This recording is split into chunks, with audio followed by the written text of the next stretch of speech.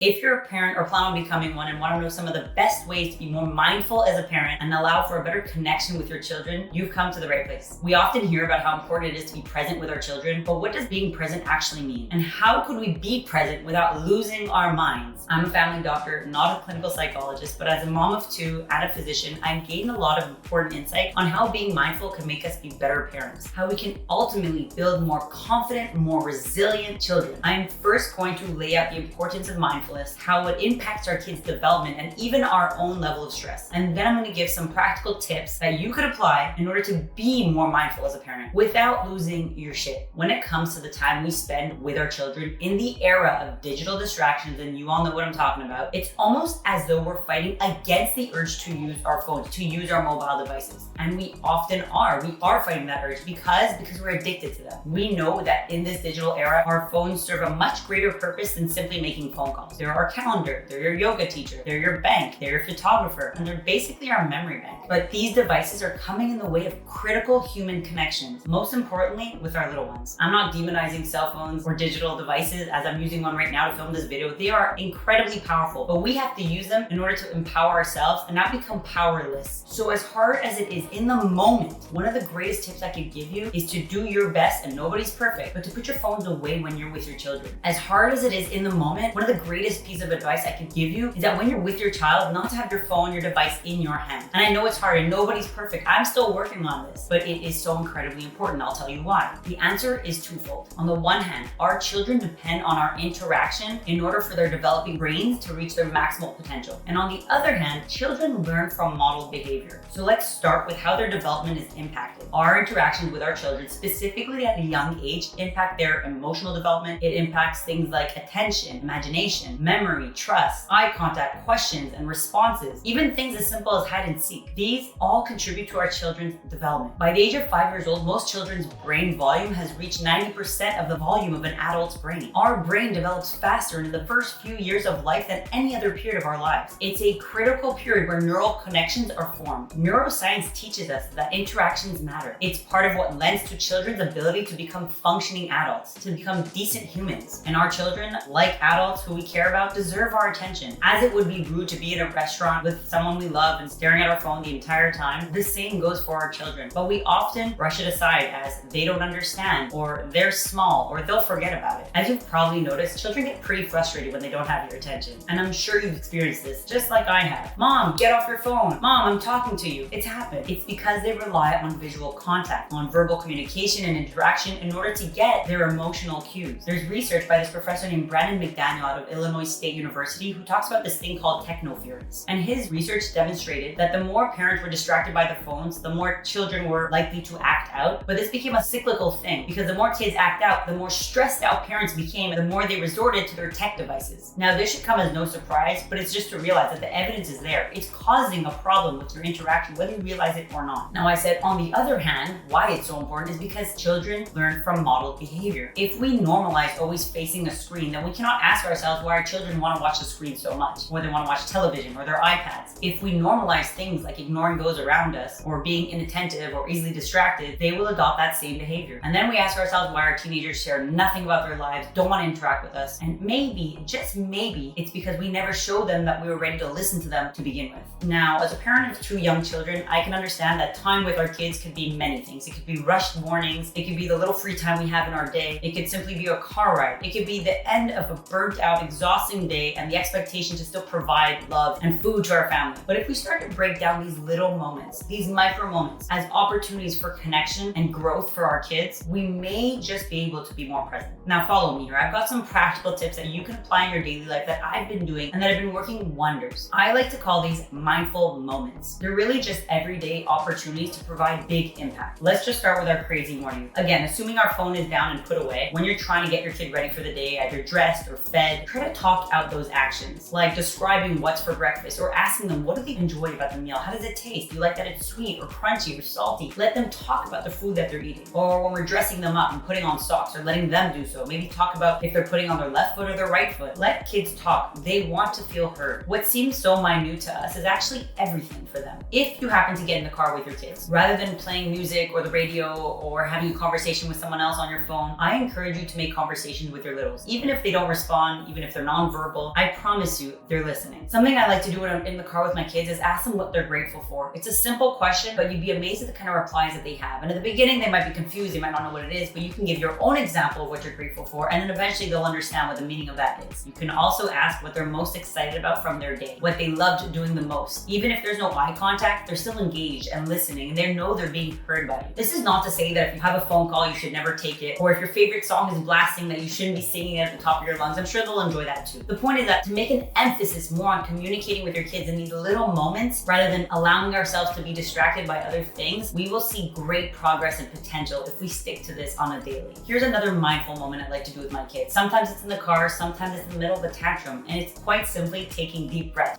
Take a deep breath. There's nothing more mindful than being in tune with our own breath and our own bodies, and that's what meditation actually involves, but it's connecting to our breath. So something I'll do when either everyone's rowdy and nervous, or we're kind of feeling disconnected, or even when we're getting in the car and we're starting our day, I'll say, who's gonna take the first deep breath? And that is a moment where your child gets to calm their nervous system, where their parasympathetic nervous system can take over rather than their fight or flight mode of the sympathetic nervous system, which many kids tend to be often after a long and busy day at school, after a tantrum episode. So just taking a second to take a deep breath, and you have to model that. Show them what looks and feels like and watch them copy that behavior, and that could be a mindful moment for you both. And I can tell you that this even works with a 1.5-year-old. This may even work earlier than that, but I've been doing it for the past few months, and my 1.5-year-old follows when I say, who's taking a deep breath? So their capacity goes beyond what we probably expect, what we believe they're capable of. If we give them the opportunities to do these beautiful, mindful moment things, we'll be surprised at what they're actually capable of. So how can we encourage more development through mindfulness?